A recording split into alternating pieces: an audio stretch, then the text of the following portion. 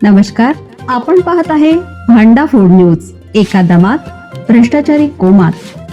Social media, कर्जबाजारी, गुन्हेगारी, सट्टेबाजी, चोरी, मटका, जुगार, दारू, सावकारशाही, न्यायाच्या प्रतीक्षेत प्रशासन.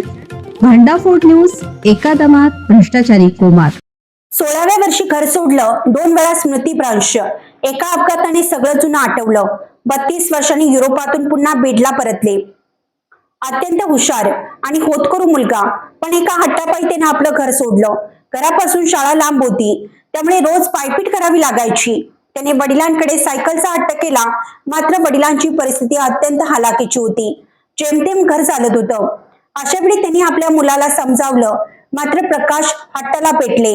ही घटना 1990 रोजीची. त्यावेळी ते 10वीत होते. त्यांनी वडिलांकडे सायकल मागितली, पण गरिबीमुळे ती मिळाली नाही.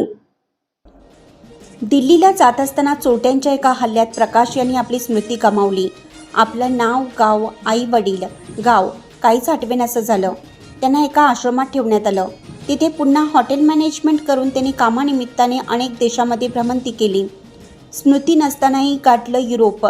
स्वतःची ओळख पुसली गेली असली तरी काहीतरी मोठं करून दाखवण्याची जिद्द कायम होती.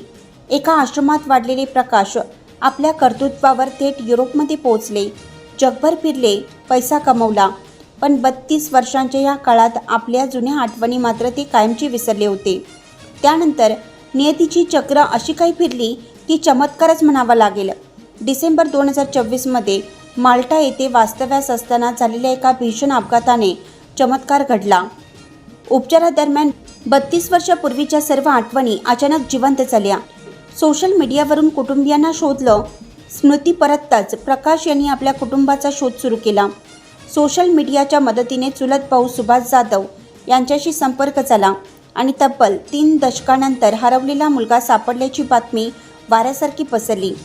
जेव्हा प्रकाश आपल्या हरिलाल नाईक तांड्यावर परतले, तेव्हा संपूर्ण गावाने फटाक्यांच्या आतषबाजीने त्यांचं स्वागत केलं. फुलांच्या पायघड्या घातल्या, त्यांचं औक्षण केलं. इतकी वर्ष परदेशात राहिल्याने प्रकाश आपली बंजारा बोली विसरले होते, पण मराठी, हिंदी आणि इंग्रजीवर त्यांचं प्रभुत्व आहे. परदेशात यश आणि संपत्ती मिळूनही मायभूमीची ओढ त्यांना स्वस्थ बसू देईना.